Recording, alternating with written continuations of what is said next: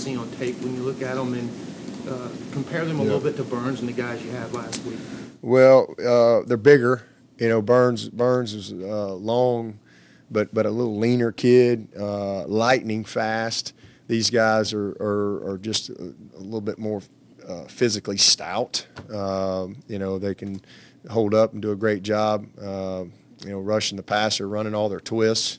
You know, they don't hesitate to bring those guys inside and all that, but they're just active, relentless effort guys. They're very smart players.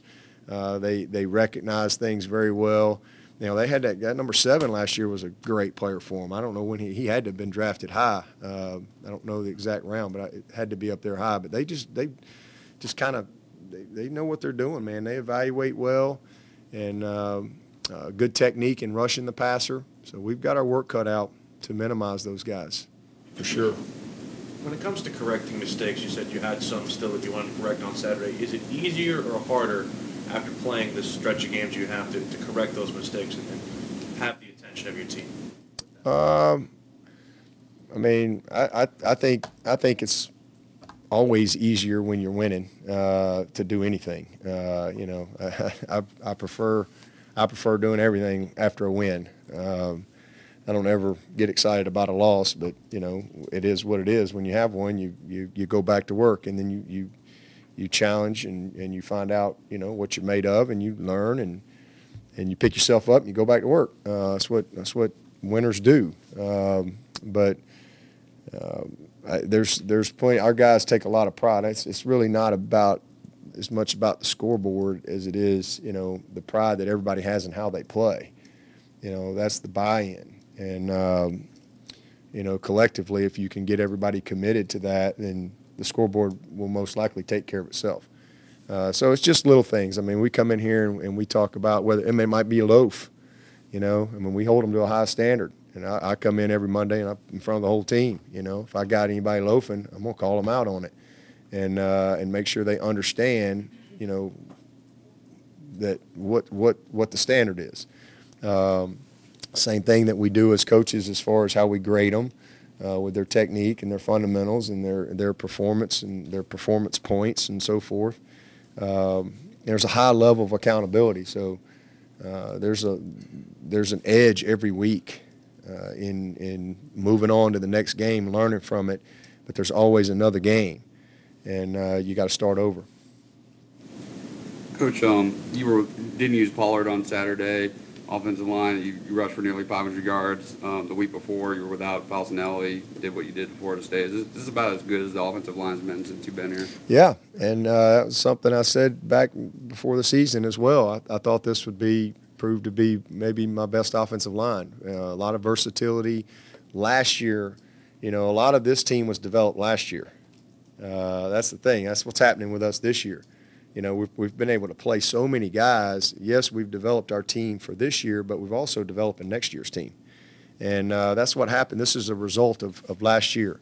And a lot of those guys getting an opportunity to play, you know, quite a bit. John Simpson, he played a lot last year. You know, now Hearn's gone, and here's Big John stepping in, and he's been awesome. You know, Fauci obviously was a first-year starter, but Cervinka got more playing time last year. You know, obviously Ankrum as a first-year starter, but we've moved guys around. Pollard has played different positions, and we've just created good depth, you know, across the board there. And then throughout this year, like Jackson Carman, I thought played great the other day. Man, I'm so encouraged by what I've seen with him.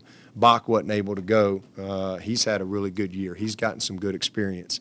His ankle didn't allow him to play, but yeah, it's good. It's encouraging to know that you've got the type of depth you need to sustain, you know, an injury or whatever, you know, for a game. You know, I don't think we've got. Hopefully, we don't have any season-ending type injuries, but we've been able to withstand a game here, a game there, a quarter here, a quarter there. Do you know if Pollard and Fields will be able to play this week? Yeah, Mark looked good last night. They tested him pretty good. He ran him hard, so I think he'll be back in practice today, full go. So hopefully no setbacks there. And then Pollard was good to go Saturday. He's nothing with his wrist or thumb or whatever. He was okay there and ready. He had a spasm on Wednesday and kind of pulled him out of practice, and he couldn't really do much on Thursday at all.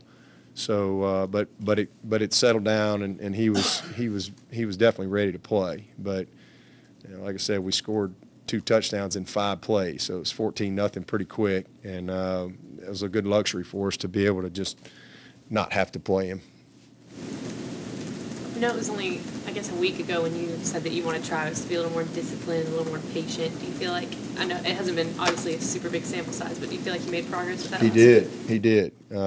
There's about 3 plays on tape that are indicative of that, where he did not do a good job the previous week. As far as just patience, setting up his blocks, trusting the scheme, and he did a great job. I mean, I know he only had like 8 carries, but it was good to see him have that time. He had 150-something yards on 8 carries, but he did a heck of a job. Did a really nice job. All right, thanks, Coach. All right.